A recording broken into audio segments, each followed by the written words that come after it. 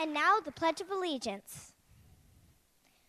I pledge of allegiance to the flag of the United States of America and to the republic for which it stands, one nation, under God, indivisible, with liberty and justice for all. Hold up. Order. Arm. Hold. Color.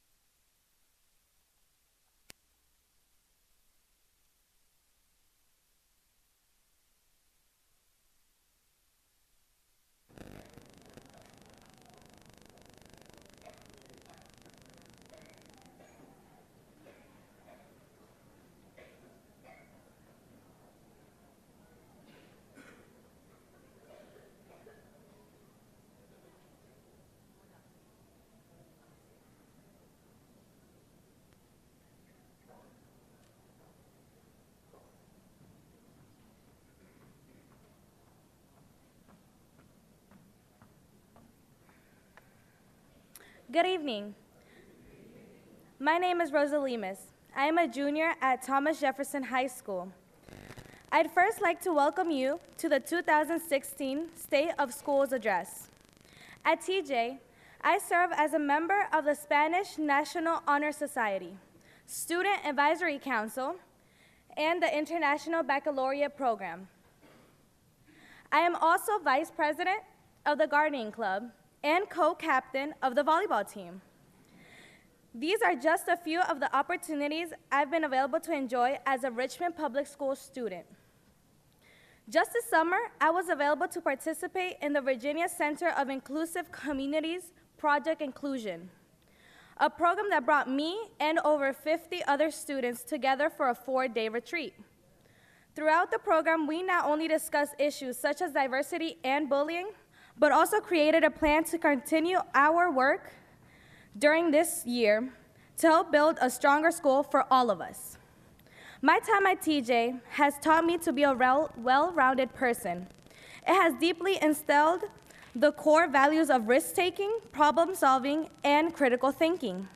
I believe these are skills that are essential to success in life and skills I will take with me as I pursue my dreams of becoming a lawyer and a CEO. I am thankful to my parents, teachers, and staff for their support. Thank you to the Richmond City School Board for working to provide a better future for me and other students. With this in mind, I'd like to welcome to our stage our 3rd District School Board Representative and Chairman, Mr. Jeffrey Bourne. Mr. Bourne served as a Deputy Attorney General in the Office of Virginia Attorney General Mark R. Hearing. He has twice served as a chairman of the school board. He is both a Richmond Public School parent and a tireless advocate for the youth of this city. Before I welcome Mr. Bourne to the stage, please allow me to translate these welcoming remarks. Buenas noches, mi nombre es Rosa Lemus. Yo soy un junior en Thomas Jefferson High School. En primer lugar, me gustaría darle la bienvenida a 2016 Estado de las Escuelas de Direcciones. En TJ, me desempeño como miembro de la Sociedad Nacional de Honor Español, el Consejo Asesor de Estudiantes y el Programa de Bachillerato Internacional. También soy vicepresidente del Club de Jardín y co-capitana del equipo de voleibol. Esas son solo algunas de las oportunidades que he podido disfrutar como estudiante de las escuelas de Richmond. Este verano tuve la oportunidad de participar en el Virginia Centro para la Inclusión Proyecto Comunidades Incluido, un programa que yo y más de 50 estudiantes reunieron para un retiro de 4 días. A lo largo del programa, que no solo discutimos temas de la diversidad y la intimidación, sino que también creamos un plan para continuar nuestro trabajo durante el año para ayudar a construir una escuela más fuerte para todos nosotros. Mi tiempo a TJ me ha enseñado cómo ser una persona con muchos característicos positivos. Los han enseñado cómo valorar fundamentales de riesgo, resolver problemas y pensamiento crítico. Creo que estas son habilidades que son fundamentales para el éxito en la vida. Habilidades que voy a llevar conmigo cuando yo me convierta en una abogada y negociante. Estos agradecidos a mis padres, maestros y personas de mi escuela por su apoyo. Gracias también a la Junta Escolar de la ciudad de Richmond por trabajar para proporcionar un futuro mejor para mí y para los otros estudiantes. Con esto en mente, me gustaría darle la bienvenida a la etapa de nuestro 3er director escolar de representante de la Junta y presidente, el señor Jeffrey Bourne. Como muchos de ustedes, el señor Bourne es un padre de las escuelas de Richmond y es defensor de los jóvenes en esta ciudad. Thank you.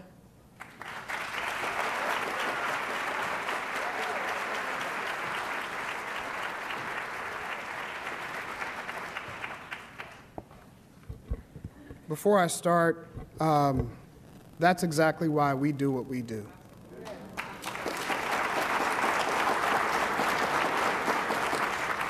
I want to take a moment just to recognize my colleagues on the school board, so when I call your name, if you would please stand and wave to the crowd. I see Ms. Gray here.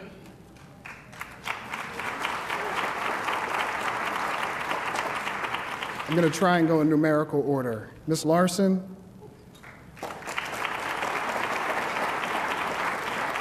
Ms. Taylor,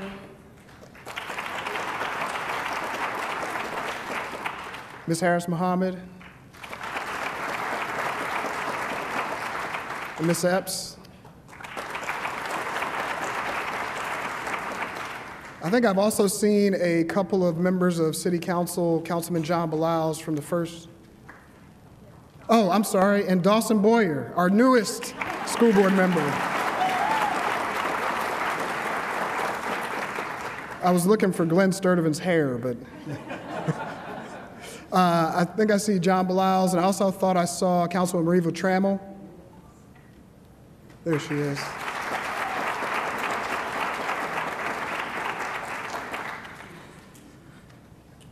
On behalf of the Richmond School Board, I bring greetings.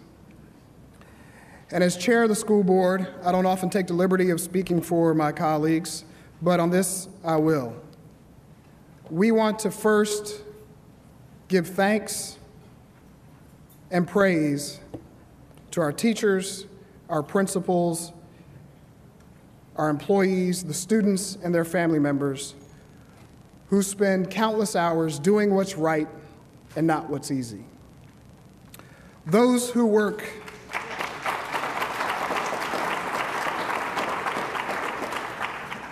They are the people who work tirelessly with our students so that a child's zip code is not an impediment to progress. They are the ones who continue to wage the noble and worthy fight to secure educational excellence for our students. And together, over the last several years, we have begun to right the ship, and I believe we are now headed in the right direction. We are seeing more community engagement than we have seen in recent history, and for that, my colleagues and I are truly grateful, because it is hard work rebuilding something that has been broken for too long. And today, as we sit here on March 10th, 2016, we are in the midst of our budget season. And thus far, to be frank, the news has not been good for us. We all know how critical our funding needs are. I mean, we have an academic improvement plan that we need to implement more aggressively. We have crumbling school buildings. In the last 2 years, we've had to move an entire elementary school to another building because of conditions there. We've had to merge 2 middle schools because of mold. And most recently, we had a young student at an elementary school get hit in the head with a brick. We believe our budgets as public officials are our strongest and clearest statement of our priorities. And our budget request that we sent is a reflection of our belief that our teachers and our students are by far our most important priority. Now, let me admit, money won't solve all the problems we face, but additional investment in the right things will help us address many of the challenges that we face each and every day. As I began to think about what I would say in my welcome and greetings, I thought about the budget a lot, obviously. And maybe the way we talk about school funding needs to change. Much of this discussion revolves around school funding, funding for schools. But I believe that this is a misnomer, because investment in public education is not a school's issue. It is a city issue. It is a Richmond issue.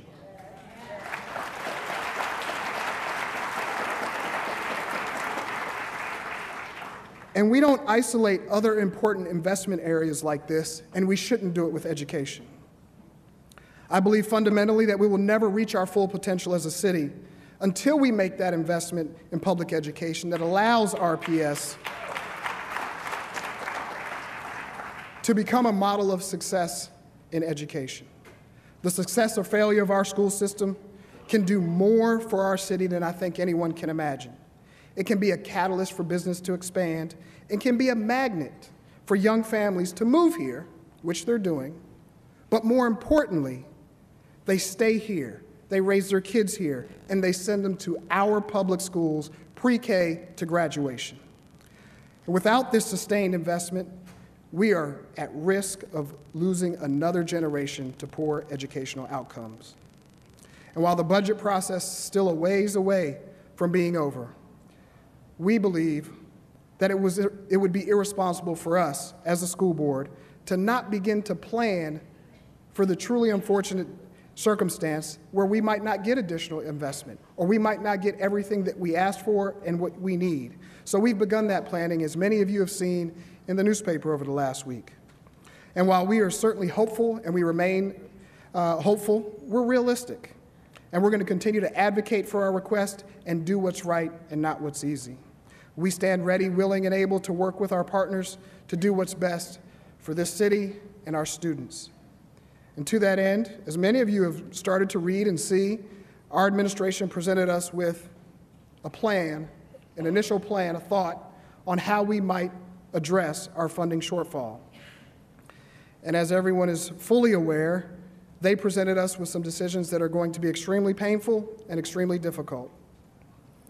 We're talking about closing schools, changing the way we provide transportation, closing office complexes, increasing pupil-to-teacher ratio on some levels, eliminating initiatives that lead to academic progress. But absent additional investment, these are the decisions that we will face. And yes, they're going to be difficult. But we, as a school board, are committed to make these decisions in a thoughtful way. And while they certainly aren't the decisions we would make right here today in 2016, there are some bright spots in this. The school closure merger options are consistent with and derived from our facilities task force report, which we spent 18 months developing with you. The only wrinkle is, and it's a big one, is that we would have to accelerate the process now by which we would start to implement that. Transportation presents us with the most costly piece of our operational program. Changing the way that we provide transportation will allow us to redirect those dollars back into the classroom to generate better outcomes for our students. Additional operational challenges will allow us to continue with the academic improvement plan and strengthen our overall budgeting and long-term health of our district budget. The most important thing that these difficult decisions would allow us to do would be to protect our teachers, our principals, and our employees. One of the things that we have held firm to from the time that it was presented was addressing the compression issue in our pay structure. And it is the intent from those proposals to close the schools, change the way we do business, that we would not have to lay off any one of our employees. Because we know it's not debatable. The two single most important factors that determine academic success are a highly qualified teacher and great instructional leadership in a principal. Now, we hear lots of talk about reducing poverty in our city, and that is truly an issue we have a moral and ethical responsibility to address. My belief, our belief, is that the biggest tool we can use to change those outcomes is invest in public education. 50 years ago, President Lyndon Johnson stood before Congress and the nation and declared an unconditional war on poverty. He wanted to help create a better life for those living on the outskirts of hope. Importantly, President Johnson put education at the heart of that promise. However, there sadly seems to still be a disconnect for some that the hardest hit victims of this failure to invest in education and eradicate poverty are our nation's children. And just as the city grapples with its poverty, we here grapple with poverty in Richmond Public Schools. 40% of our students are impoverished. 75% of those students qualify for free and reduced lunches. The significance of these factors cannot be ignored. Research concludes that the poverty factor alone exacerbates costs by 15 to 20%. And despite those seemingly insurmountable odds, we're making progress here in Richmond. We are achieving gains at a faster rate than the state average in reading and math. 7 of 8 of our high schools are fully accredited. We're showing gains in English and math. We pulled 6 schools out of warning status. And we have one elementary school that's been nominated for the Blue Ribbon Award of Excellence, Carver Elementary.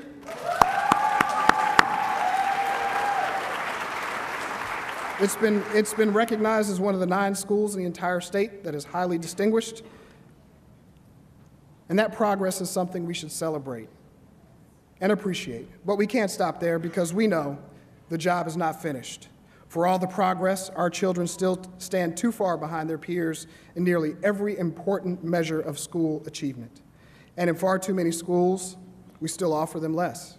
Less access to the best teachers, less access to the most challenging courses, less access to art and music, and all the things that we know that provide a holistic and rich education experience. So in closing, and I've probably exceeded my time limit, I know the odds may seem insurmountable, but because of the students that have been before you tonight, because of the parents that come to City Hall and advocate on our behalf, because of the students that last year marched to City Hall from Open High School, we know we can continue to make a difference. We got to keep advocating. We got to keep pushing for what's needed. So as I close, I want to leave you with some quotes from Dr. Martin Luther King Jr., who gave a speech over 50 years ago at a fraternal convention. And in that speech, he said some things that then were true and they're true today. And I think they're very relevant for where we are today. In that address, he said, "It's an exciting age, filled with hope. It's an age in which a new world order is being born. We stand today between 2 worlds, the dying old and the emerging new." He went on to say, "Some would argue that we're going backwards instead of forward, that we are retrogressing instead of progressing. But far from representing retrogression or tragic hopelessness, the present tension represents the necessary pains that accompany the birth of anything new." So as Dr. King recognized, while it may be painful, let us redouble our efforts in understanding that any and all of the current tension, strife, unrest we experience today symbolizes the pain that must accompany anything new. Let us all use that pain, that struggle, to sustain and energize us as we continue to fight. Thank you.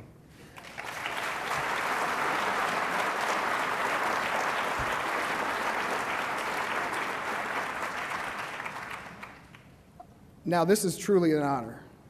I also get to introduce the next speaker. Mrs. Christy Raspberry is our 2016 Teacher of the Year.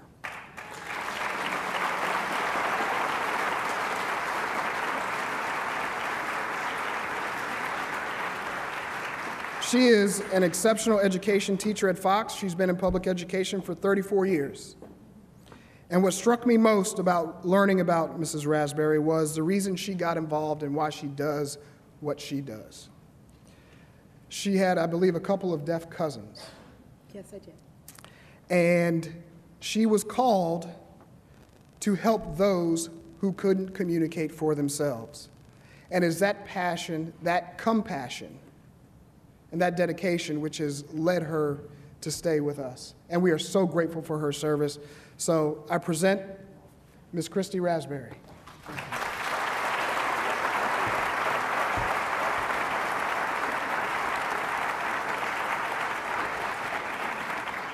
Good evening. Since he brought up the fact that I was drawn to education because of my cousins who were deaf, I have another family member here today that I would like her to stand, Terry Pollard, who is also my first cousin, and we both were in the family with members that were deaf. And yes, I was drawn to education. I greet you in the name of the one who orders my steps and meets me with mercy.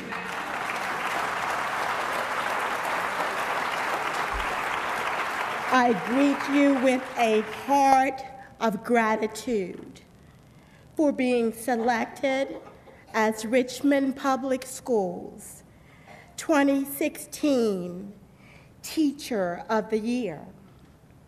I greet you and welcome you to Richmond Public Schools State of the Schools Address. We are breaking the cycle and continuing to build on this journey to build a better district. It is indeed an honor and a pleasure for me to represent this school division. Becoming the Teacher of the Year has simply made me work even harder. I was reared by parents who said the only time that success comes before work is in the dictionary. A famous quote by Pele states, "Success is no accident. It is hard work. It is perseverance. It is learning. It is studying. It is sacrifice. And most of all, it is the love for what you do." Trust me, I love what I do.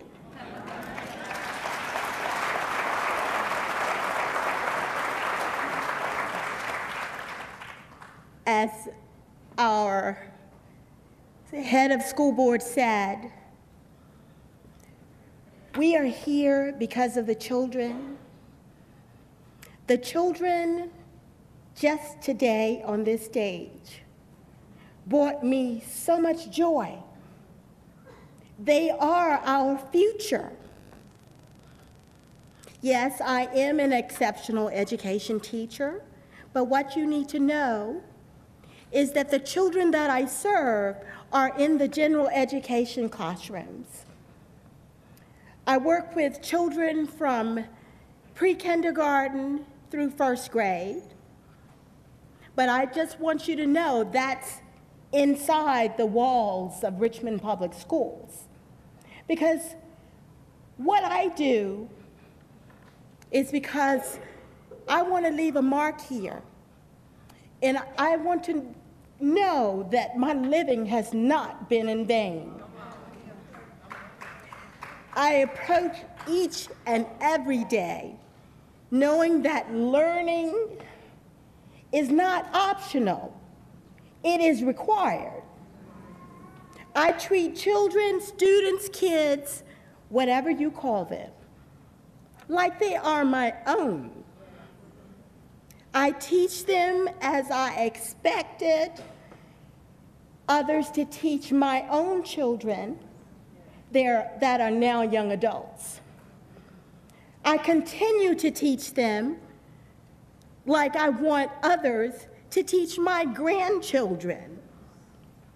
I recognize that one size does not fit all.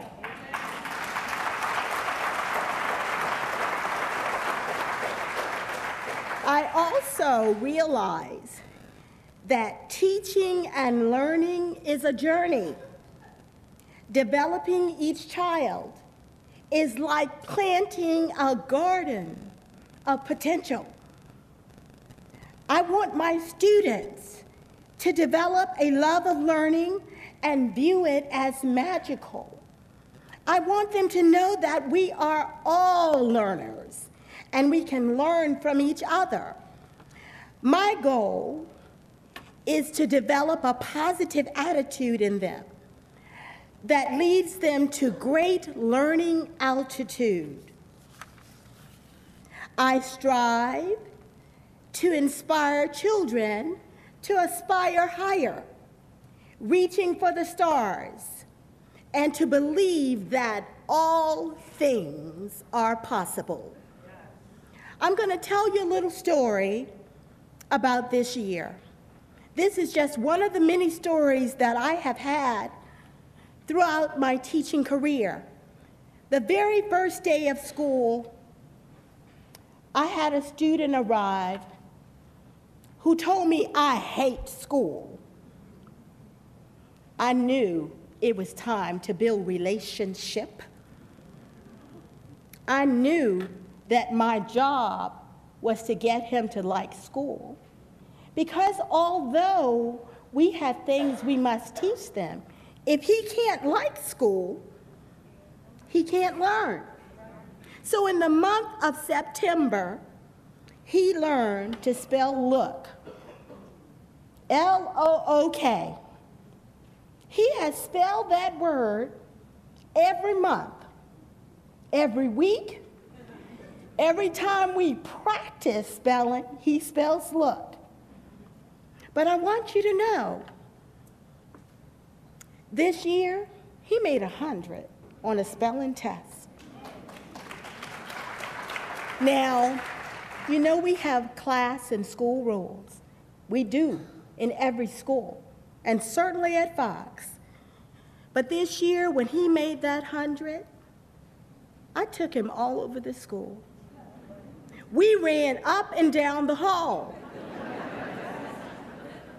And he said to me, "Miss Raspberry, we are breaking the rule." But I wanted him to know that we were excited that he had worked so hard to achieve this goal. Now, we're not still running up down the hall, but I want you to know there are very few days that we don't do a victory dance. He has taught me how to dance, because my father always said I danced like I was having spasms. In Richmond Public Schools, we are committed and we accept the challenge of building a better district. The needs in our district are great. We need you to support our schools. We need you, as you support our schools, know that you are supporting our future. We need continued respect for all educators.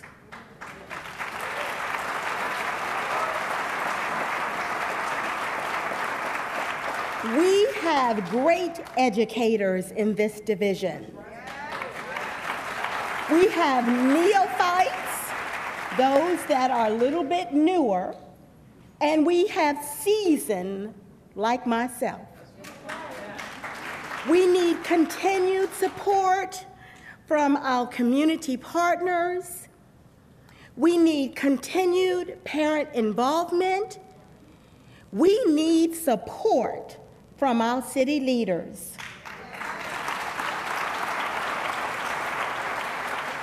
As I came in this school today, I remembered that I took sewing one summer in Maggie Walker High School. And as I sat down, my husband, Mr. Calvin Raspberry, told me that he had study hall on that side and sat in one of those chairs. And it will be 50 years for him this year from the time that he graduated from Maggie Walker High School. I want you to remember that we are challenged by what seems impossible. However, we are forging ahead. I read a quote once that said, "If it doesn't challenge us, it won't change us." And my pastor, the Reverend Dr. A. Lincoln James Jr. says, "Where there is no change, there is no progress." We are making progress here in Richmond Public Schools under the tutelage of our illustrious leader, Dr. Dana T. Bedden. We are building a better district. Following the presentation of the spoken word, Live Proud, by Carver Elementary students, the next voice that you will hear is Dr. Dana T. Bedden. He will be coming to us to share our accomplishments. He will be coming to us to talk about our academic vision. He will be coming to us to talk about our fiscal responsibility. And he will also talk about operational effectiveness with members of the school board, delegates, city leaders, parents, and the community. Again, I thank you for listening.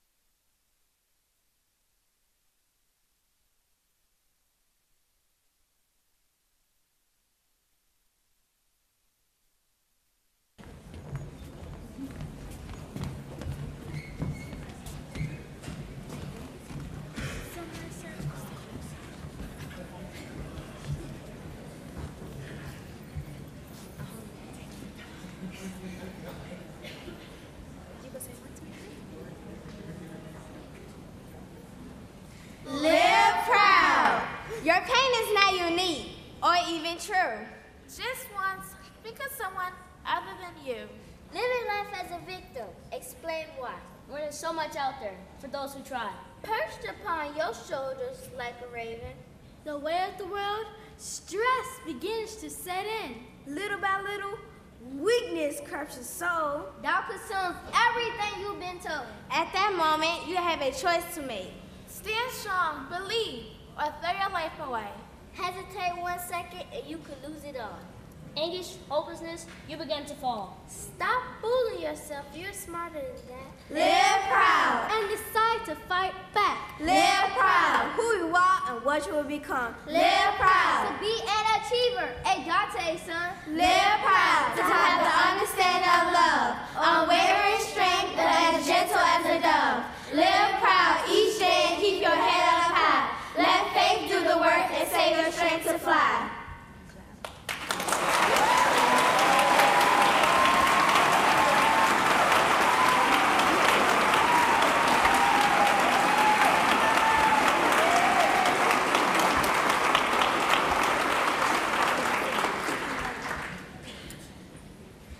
Ladies and gentlemen, Dr. Dana T. Ben.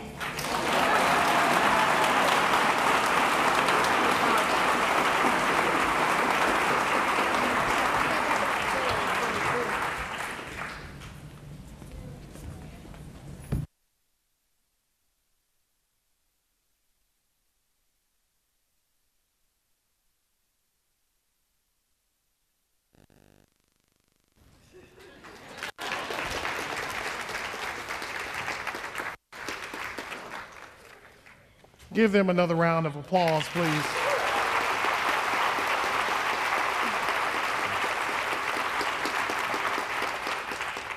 Before we get started, I'm going to go off script that the staff expected, because I think we have to recognize one other group that is here. There are many that we want to recognize, but if all of our teachers of the year would please rise and be recognized.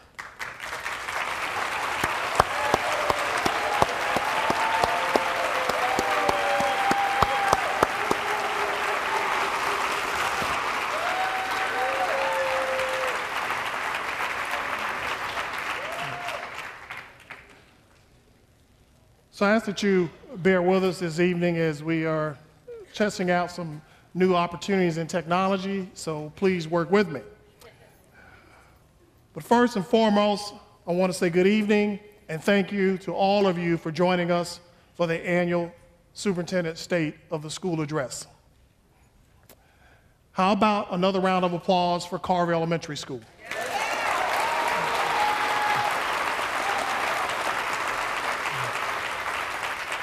They did a phenomenal job. They were specifically invited here with us this evening because they are a shining example of the great things that are happening right here in Richmond Public Schools. Carver Elementary School continues to persevere and rise above the challenges to beat the odds. For the second consecutive year, Carver Elementary School has been recognized by the Virginia Department of Education as a Title I highly distinguished school for exceeding all of the state and federal accountability benchmarks and achieving passing rates on reading and math, standards of learning assessments at or above the 85th percentile.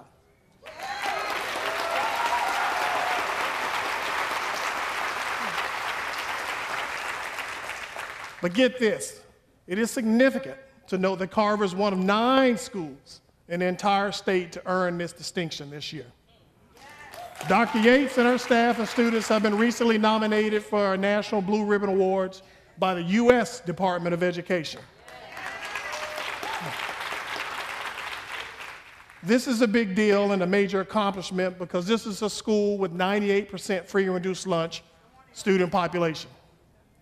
So I ask you to please join me again, and Dr. Yates and your staff, please stand and receive a round of applause.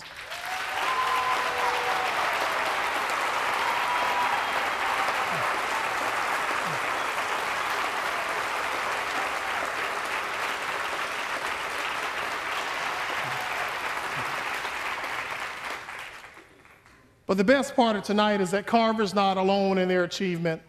Many of our schools are making great strides to close the achievement gaps and to help our students reach their highest academic potential. This evening, I want to share how the work we're doing across the district each and every day impacts our city and the entire region. As a result of our increased focus on teacher and principal professional development, centered on effective instruction and implementation of the Academic Improvement Plan, our district's performance highlights from the Virginia Department of Education 2015-2016 School Accreditation Rating reports include, but are not limited to, the following. 10 out of 8, or 35% of our elementary schools met the state standard for full accreditation. That's up from 28%. 5 out of 7 middle schools are partially accredited. 6 out of 8, or 75%, as you heard earlier, of comprehensive and specialty schools met the state standards for full accreditation, up from 37%. 28 of the 45 schools posted gains in English SOL scores, with 9 of them getting double-digit gains. 33 of the 45 schools posted gains in mathematics, with 13 of those schools getting double-digit gains. 27 of the 45 schools posted gains in history, with 7 schools demonstrating double-digit gains also. 26 out of the 45 schools posted gains in science, and 7 schools demonstrated double-digit gains. The percentage of warned schools decreased by a whopping 17.8%, going from 75.6% of the schools being warned in the 2014-2015 school year to only 57.8% this year. And you heard earlier, 6 of our schools exited warned status, so I'd like to take this opportunity to congratulate Southampton, Stewart, Franklin Military, John Marshall, George Wythe, and Huguenot High School.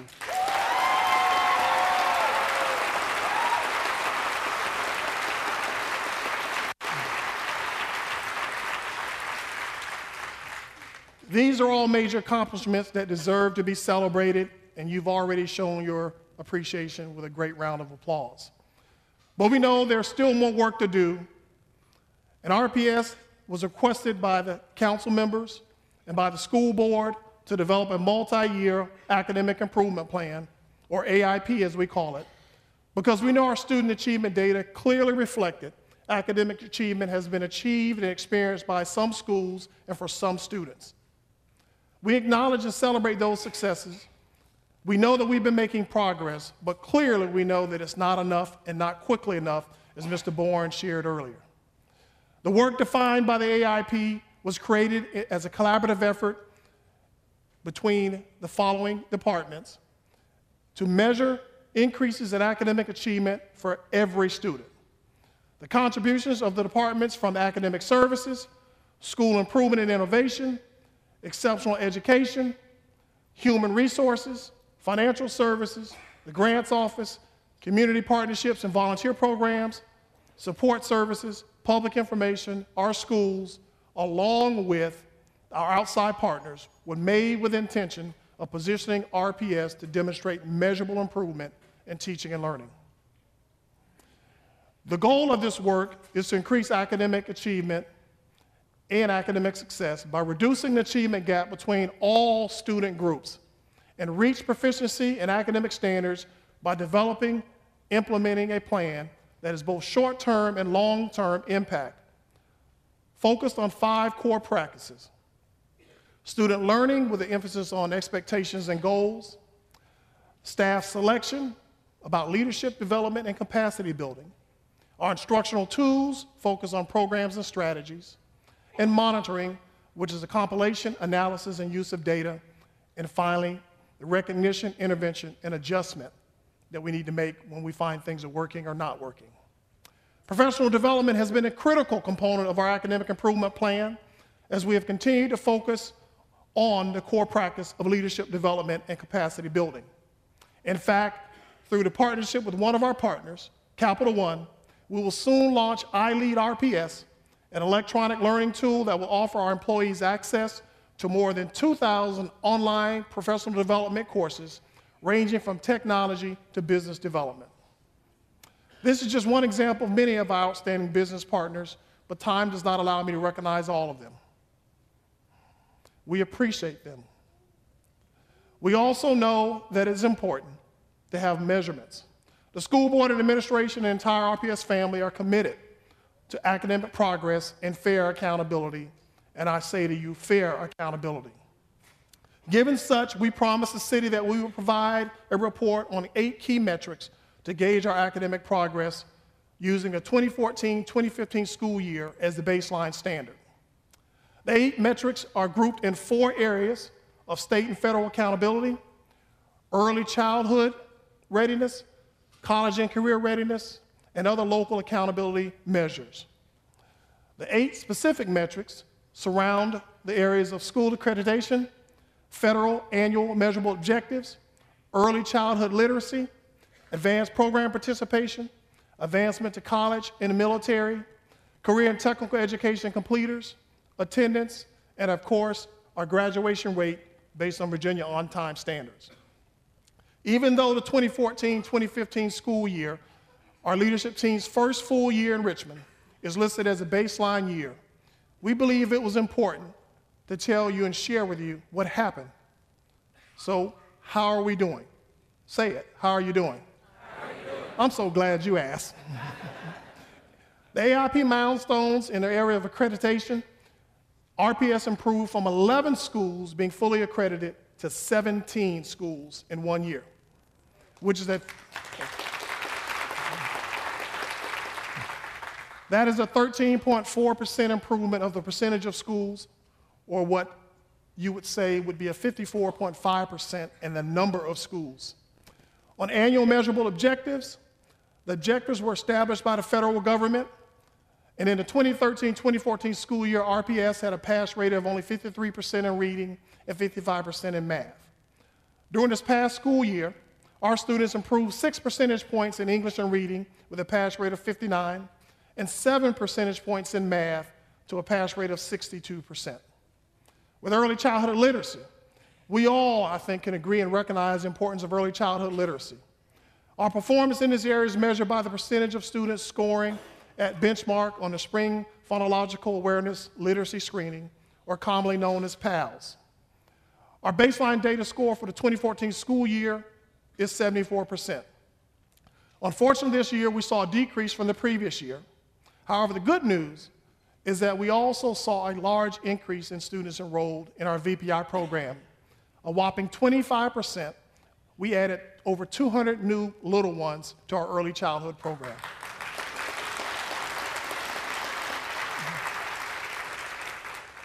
In advanced program participation, our goal was by the 2017-2018 school year to increase enrollment by 10% in the following 4 areas: dual enrollment, PSAT, SAT, AP and IB International Baccalaureate Diploma Program. I'm happy that our 2014-2015 baseline year saw the following increases. Dual enrollment increased by over 63%, going from 408 students to almost 670 students participating in dual enrollment programs. Our PSAT and SAT participation increased by almost 15%, going from 2,294 students to 2,638 students. But most importantly, we had a huge increase of 300 more students taking SAT in preparation for college admissions. Our IB participation increased by 13.4% this past year.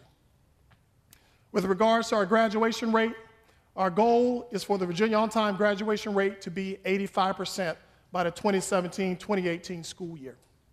This past year, we saw an increase in our graduation rate going from 80.5% to 81.4%. And we all know that if you don't go to school, you can't learn. So attendance is important. And our goal for attendance is to have an average daily attendance of 94%. During the 2014-2015 school year, we had a 93% attendance rate.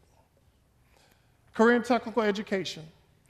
With our efforts to have a balanced process to increase equity of opportunity for college access programs, we're also focusing on career readiness. I think we all can agree that our students make up both the current and future workforce for our community.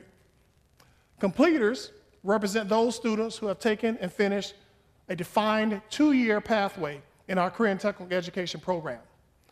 The number of career and technical education completers increased from 263 students to 308, or 17.1% increase.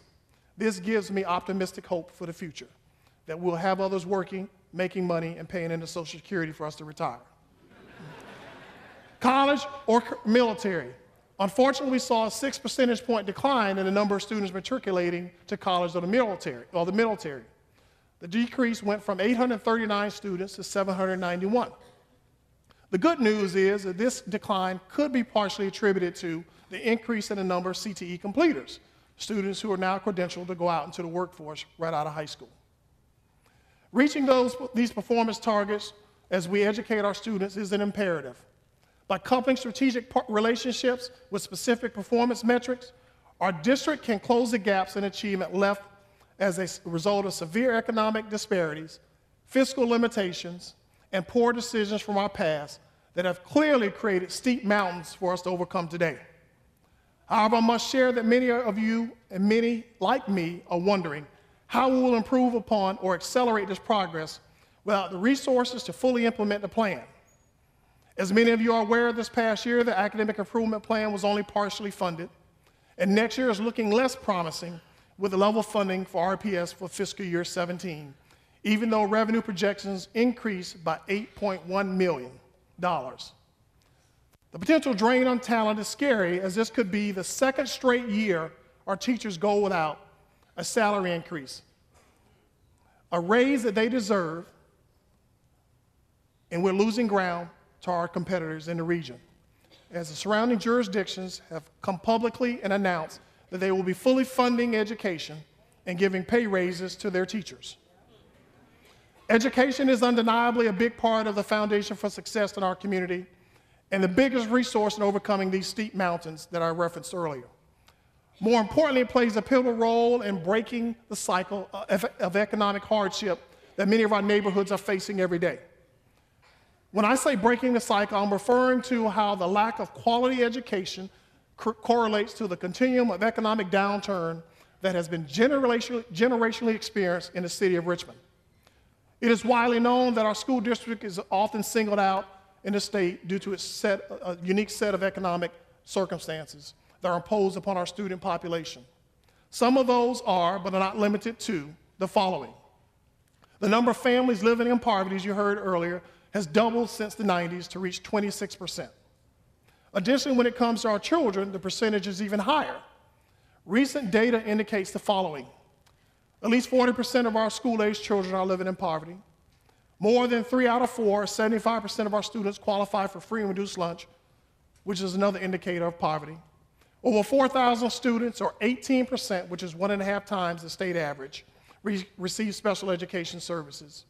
And our growing English as a second language population, which is about 5% in the early 2000s, has risen to approximately 12% today. Many of our students have needs that must be addressed first before the learning process can even begin. So what happens when the needs the needs of students from low-income families are met? Well, simply stated, we begin to close the achievement gap. Research clearly shows the achievement gap exists even before students start school. I want to say that again. The achievement gap starts before students even start school. Young children and families with low income score significantly lower on literacy and math assessments before starting kindergarten. The gap persists as students progress through school, especially through schools that lack the resources and infrastructure to meet the needs of those challenging students. Before kindergarten, the average cognitive scores of children from the highest socioeconomic group are 60% above those from the lowest economic group. The gaps in reading and math performance between African American and Hispanic students compared to the white and Asian students is almost 2 grade levels. It is important to note that in Richmond, African American and Hispanic students make up 85+% of the student population. So thus we have a challenge. Students who are living in poverty need more support and access to wraparound services than their more affluent counterparts. We have to focus on equity, equality versus equity. To close the achievement gap, our schools need funding that is equitable, not equal. And most important, just like our awesome brothers in blue, our teachers and staff deserve salaries and resources that support their service of our city in a high-need, high-poverty school district. Our teachers merit salary decompression.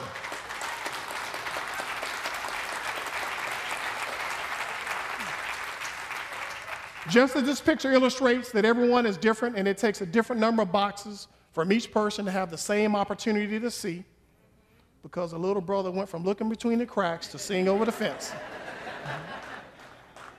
It also takes different resources, sometimes more, for each person to have the same opportunity to meet the same academic standard and meet the same goals. This accounts for the fact that it simply costs more to educate students from families with low income, many of whom start school academically behind their wealthier peers. Beyond standard curriculum, schools may need, for example, materials to help build a vocabulary, background knowledge, extra learning time, or liaisons with outside service providers such as the healthcare, trauma, or homeless systems.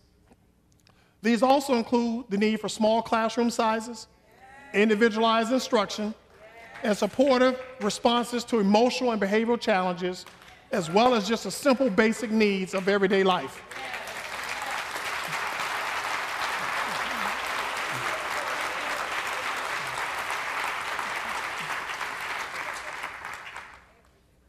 Our Office of Partnerships and Office of Family and Community Engagement are working to strengthen relationships and increase access to these resources for our students. The LIFE program, which stands for Law Enforcement Intervention Focused on Education, was recently implemented by FACE in partnership with the Richmond Police Department. And we have Chief Durham here. Give Chief Durham a round of applause. As an intervention program designed to allow our students to have another chance and to get the necessary skills to make better decisions for the future. Throughout the evening, we will take time to look at some examples of how our district is leveraging strategic partnerships to increase opportunities for our students to be successful. So here's our first look.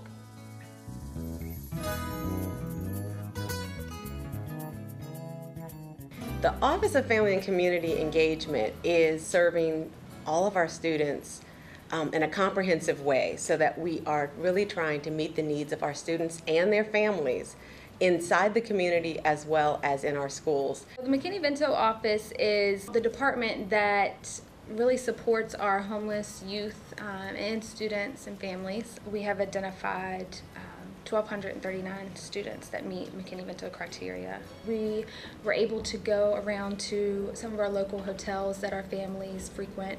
We were able to provide them with jackets, hygiene kits, scarves, gloves. There were a few crock pots that we were able to give out to these families. FACE is really about truly connecting with families, determining their needs to best support their children.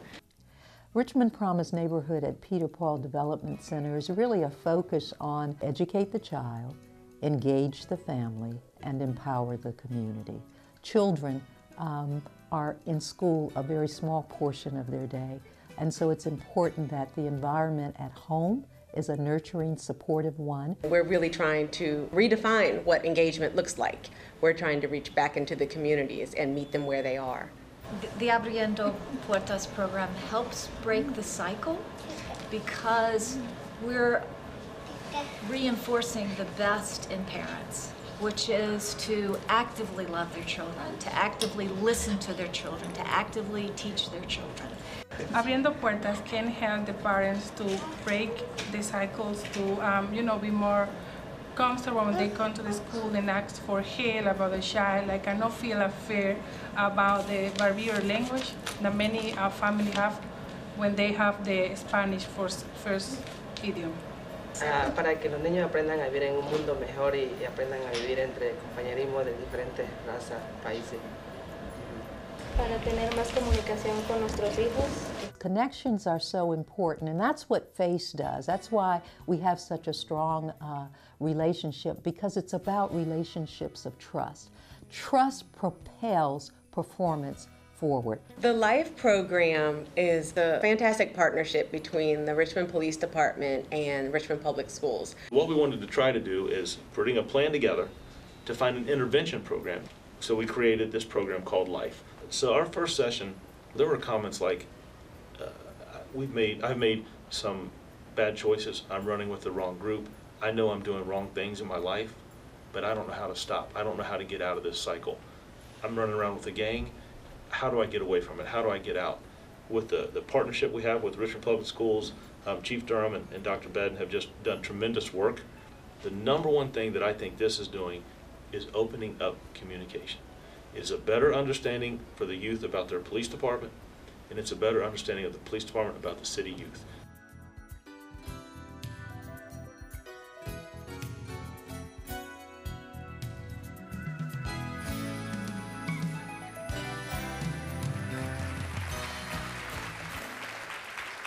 Going off script again, if I would take this opportunity to ask all the members of the Family and Community Engagement Office and our RPD representatives to please stand and be recognized.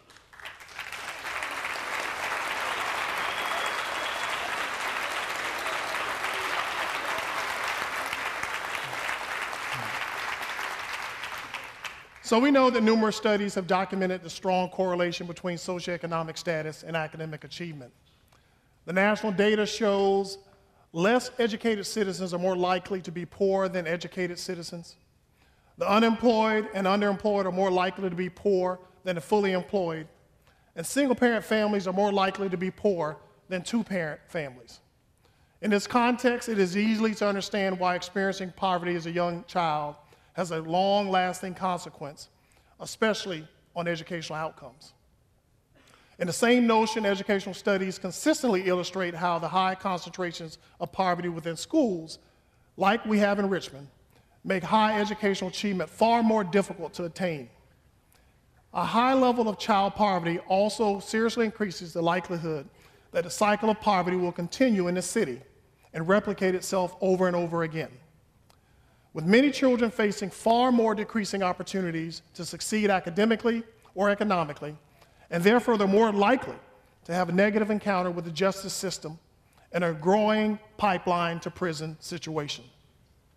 Given the strong connection between lack of education success and economic disadvantage, these factors undoubtedly have a far-reaching impact on student achievement and the current state of our school district, as well as the city as a whole. Simply stated, poverty hurts. So ask me how. Here's how. Child poverty increases the risk of unemployment and adult poverty. Education can break that cycle. Poor children are less likely to graduate from high school.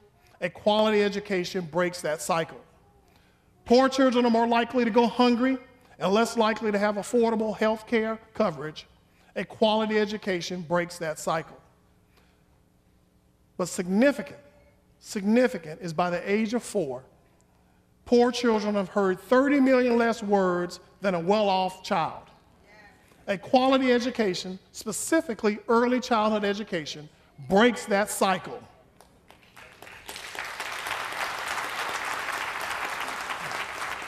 For Richmond Public Schools, educating students extends far beyond the 4 walls of the classroom. It cannot be measured in a single day, a single year, or even a single test like the SOL on one particular day. Education is a lifelong journey that prepares students for college, careers, and productive citizenship in their communities. RPS recognizes the importance of preparing our 21st century learners to excel beyond the K-12 experience and offers them many specialized programs throughout the district, such as the introduction of the IB program at Chimborazo Elementary School and the expansion of the program at Lucille Brown and Thomas Jefferson High School. This year, we're excited to launch Benford Middle School's College Board Springboard and RPS's Arts Integration Program, the first college prep and arts integration program model in the region and only the second in the state of Virginia.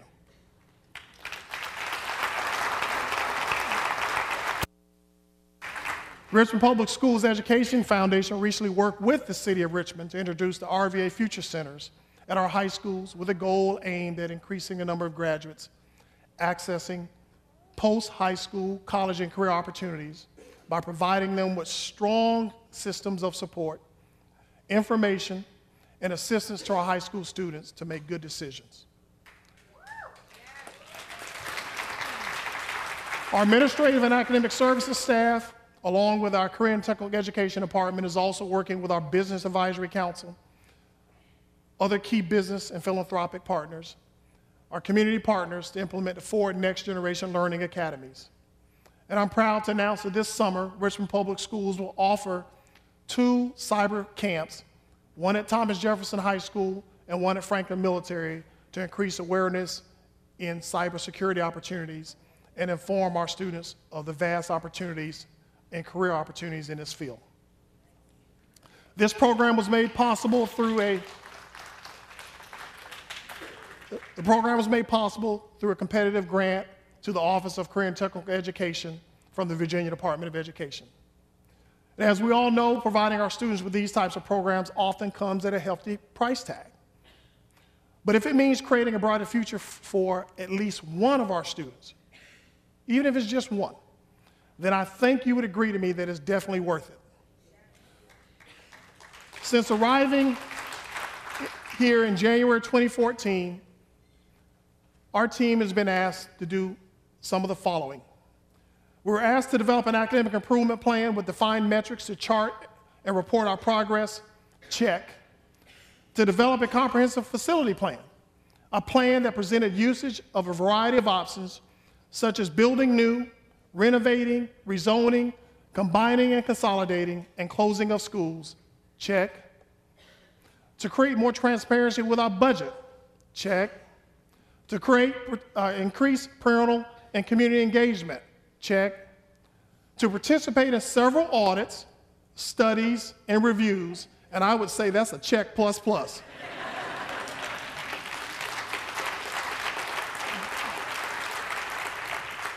In fact, if you look at the recent history of RPS, you might find that we are probably the most audited, reviewed, studied agency in the entire city of Richmond. You know, I agree that leaf and snow removal are important services for our citizens. But in my most humble voice, I ask, is it more important than children? I also ask, why does it have to be one or the other?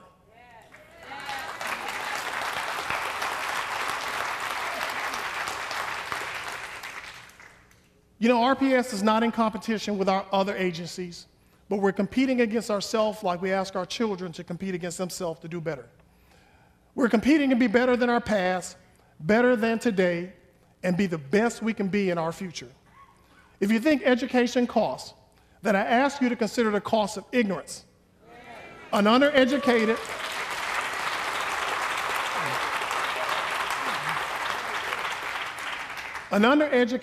or uneducated population will actually cost you more.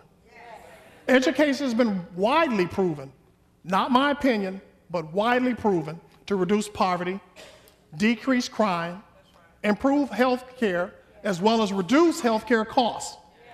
And it positively impacts economic improvement and development. The quality of people in our workforce is a fundamental factor behind economic development and growth. Low education levels discourage new investments in the city, and as a result, poverty will persist. Our schools influence the housing market, retail sales, business development, and the overall quality of life in Richmond. It goes without saying that investing in our students will ultimately create a return on investment that will allow the city of Richmond to flourish. It is a good return on investment. The good news is that public education was stated as a #1 priority at our city council's budget retreat back in October. And it is also a top priority of Governor McAuliffe, along with many of our legislators who have recently proposed a greater funding for school districts across the Commonwealth, where children actually enrolled in public schools only represent 15% of the total 8.3 million residents in the Commonwealth of Virginia. The challenge lies in Virginia's funding system. The formula about which many do not realize is grossly inept in accounting for the higher cost of educating low-income students. School funding in Virginia will not improve until the formula is changed, but we can't wait for that. Specifically, districts with higher concentrations of poverty like Richmond, that have property values and wealth that do not mirror the student population they serve. The state's funding formula simply calculates the basic cost of educating a student under the assumption that all students have equal needs and accessibility to basic resources, which is clearly not the case. They then go on to designate that to the district allocation, which is grossly flawed and inadequate. This is misleading to the locality's ability to pay. It's factored in without sufficient representation or consideration for the additional costs incurred by educating students in poverty, special needs, or being an English language learner. Within our region, within the region and in our city, you often hear that Richmond spends more per student than any other school district. Well, that's simply not true, and that's a misrepresentation and a misperception that is often leading to ill-informed commentary. What is true is that Richmond does spend the highest per student in the area, but not in the Commonwealth. And yes, we do, higher than our peers in Hanover, Chesterfield, and Henrico. But we also know why, and there are substantial reasons why. Here's why. Compared to our peers' school divisions, Richmond's average free and reduced lunch is 78%, in contrast to our peers' 64%, and a state average of only 39%. Richmond's special education population is 18%, compared to our peers' 11%, and a state average of 12%. Our district's per pupil expenditure of $12,731 is close to the state average of $11,242. And when you deduct the federal funds, the $1,373, which you get federal funds as an indicator of poverty and needs of the students, we're nearly equal to the state average. Simply stated, that means that our per pupil funding from the state and local is not significantly higher than the average division in the state, even though our division has greater needs compared to the average school division in the Commonwealth. Specifically, to provide a high-quality public education as a high-poverty school district, we require greater financial resources to maintain class sizes, to offer adequate core and co-curricular instruction, and time and effort to recruit and retain qualified and highly effective teachers and our support staff. On the surface, it appears that we are in good shape because we receive a greater local share of federal funds and local funds. However, the bottom line is that it costs more to educate students under these high socioeconomic challenges, particularly since we are actually operating near the 2009 funding levels, and we're still receiving $13 million less in state funding. So here's a breakdown of our current budget and how we spend it. Of the $293 million worth of local funds, 74.5% goes towards instruction, 9.5% goes towards maintenance and operations, 5.7% goes towards administration, attendance, and health. But when you break that out, we're one of the lowest in administrative costs at 2.6% for administration, and then 3.1% for health and attendance. 4.4% goes towards technology, 3.6% goes towards transportation, and finally 2.2% goes towards debt service and transfers, i.e. charter school payments. I want to emphasize that Richmond Public Schools is not the city's largest major governmental funding expenditure.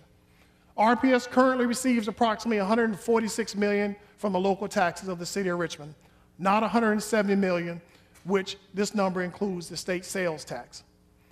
But understand that the state sales tax for education is allocated by the state based on the number of school-aged children residing in the city.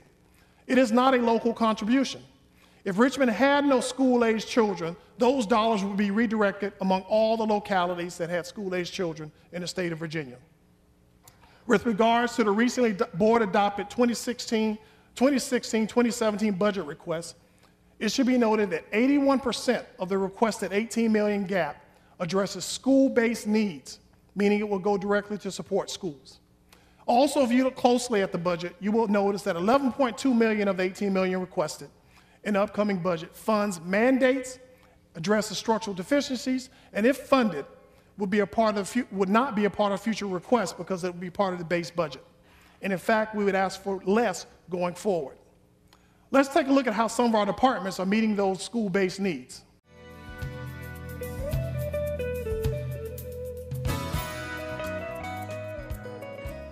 Many students in Richmond Public Schools live in food deserts. Because of that, Richmond Public Schools, the school nutrition department, is very committed to offering our students a variety of fruits and vegetables. This year, we began a fast track of implementing 20 schools with garden patches. By June, we expect to have 20 garden patches in our schools. We work right now with 23 schools. We're so fortunate to have this partnership on a variety of different projects. We work with 20 schools on Eat Fresh RPS, and we partner with 5 schools on Safe Routes to Schools, which tries to get kids to safely walk and bike to school. We partner with 5 schools on Learning Garden program, and we partner with 1 school on Wellness Integration. We've received such great feedback from administrators, from teachers, from parents, and from students. Some of our staff have been out in the community and people have said, oh, what do you do with Fit for Kids? And they'll say, oh, my student goes to Holton and we learned about their new salad bar, and they come home and they tell us at home that we should eat healthier and we should eat more fruits and vegetables. So Fit for Kids partnered with Richmond Public Schools and the Richmond City Health Department and the VCU Healthy Lifestyle Center, really under the leadership of School Nutrition Services. And we were awarded $100,000 from Impact 100 for Eat Fresh RPS. And the goal is to dramatically increase the amount of fruits and vegetables that Richmond students are eating during the school day. So we've really transformed the lunch line by putting in garden patch salad bars. We call them garden patches because there's not bacon bits or potato salad. It's really fresh fruits and vegetables that every day the students get to choose what they want. And the research shows that when children are given choice, they're much more likely to eat what they take. Childhood obesity is an epidemic amongst children across the nation. And what we are committed to doing here in Richmond is breaking that cycle and offering our students healthy ways to enjoy fruits and vegetables. We will be offering them opportunities to taste test these items next week. In all 20 of our schools, we will have volunteers engaging students to taste and try fruits and vegetables that are on our garden patch.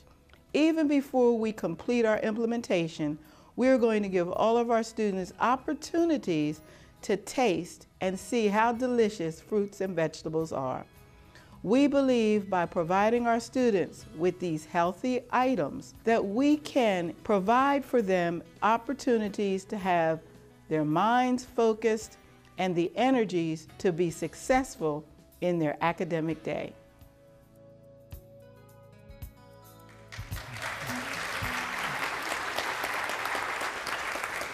I would absolutely say our food nutrition program deserves a round of applause because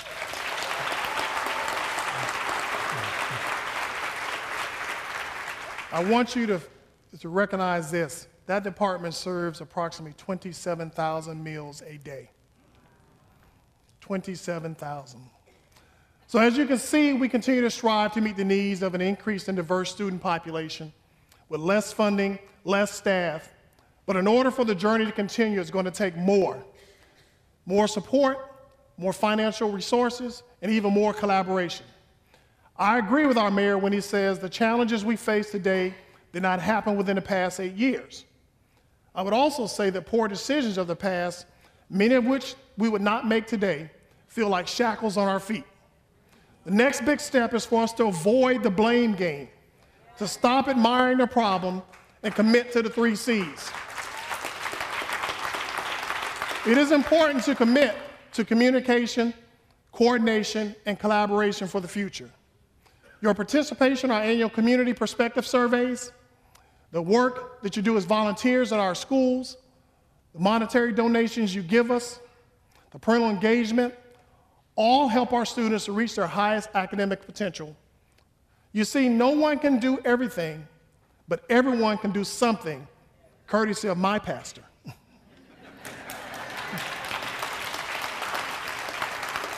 Everything that I've said tonight may describe the economic reality of where we currently are, but it is up to us to look beyond these circumstances and to lead the way for all Richmonders and all of our students. Teresa Cole said it best in a recent article in RTD. She said, even if kids aren't your thing or yours have left the nest, paying attention to education is a necessity for the success of the region's continued revitalization. Ladies and gentlemen, those who graduate from Richmond Public Schools complete their K-12 experience as employees and go on to be entrepreneurs and leaders. And having this type of highly educated citizen has a substantial impact on reducing crime, increasing property values, lowering healthcare costs, increasing economic development, and providing a future workforce. I can personally relate to the children of our school district, so I stand proudly before you as proof that it can be done, because I was one of those low-income students. Educating our students is a collaborative effort, and if we work together, we can reach higher heights for our future. You know, we can take the advice of Carver Elementary School students and live proud. As I prepare to close, I ask that we move forward, no longer viewing our education system as a problem, but as a solution to many of the city's problems. We can break the cycle. But regardless of what happens after today, the journey will continue for Richmond Public Schools. And if you ask me why, I'm going to tell you why. It's a good class. Why? Because we're resilient. We're resilient like Josiah Boykins, a 5th grader who was born with 1 kidney, functioning at 36%, but has come to school faithfully every day while going through a dialysis and waiting for a transplant. We are proud of our students and staff for working and overcoming many obstacles, inequitable or limited resources, and challenging school environments.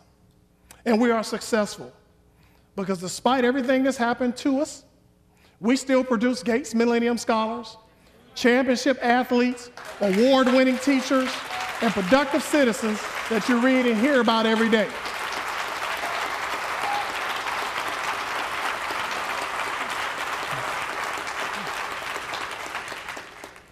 Simply stated, ladies and gentlemen, we are RPS. And as I close, I would tell you there's no better representation of resilience, pride, and success than what you would see from our very own students.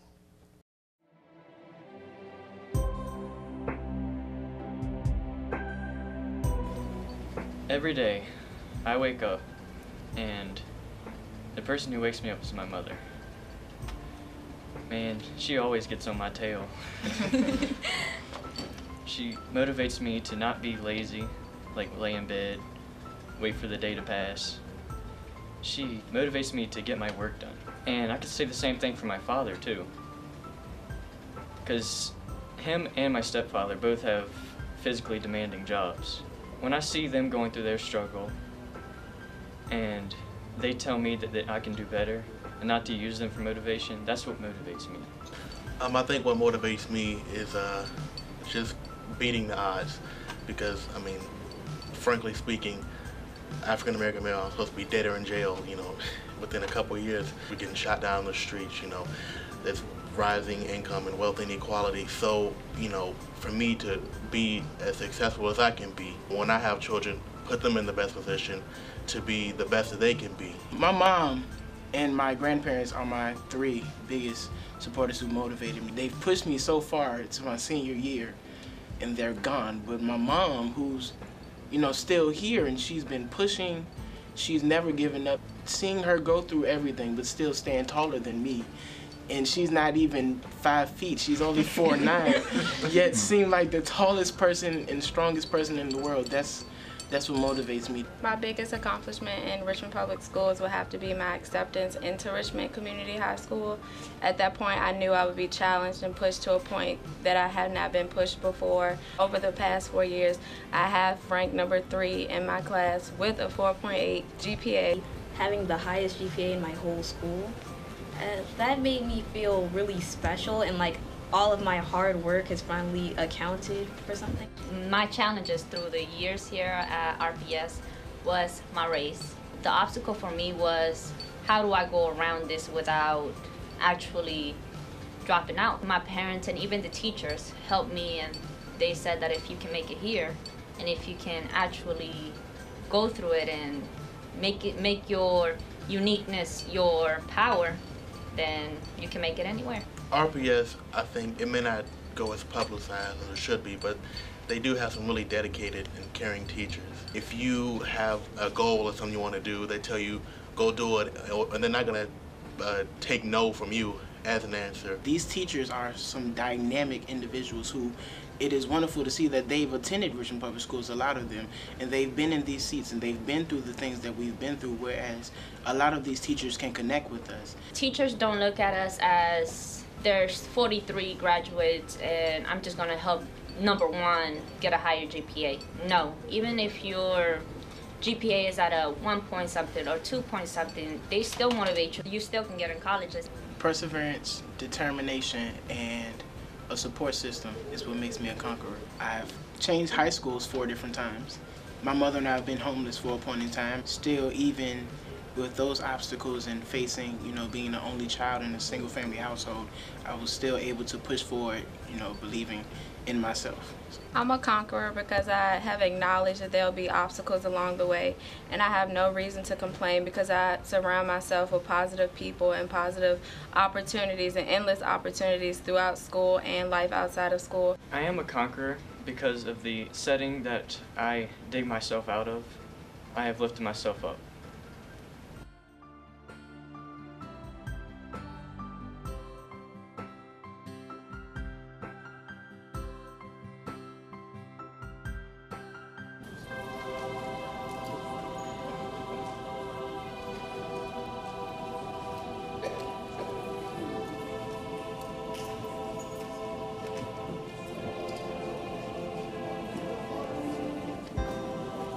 Life is like a big merry-go-round. You're up and then down, going in circles trying to get to where you are. Everybody's been counting you out, but where are they now? Standing in the same old place, just faces in the crowd. We all make mistakes, you might fall on your face, but you gotta get up. I'd rather stand tall than live on my knees, 'cause I'm a conqueror, and I won't accept defeat.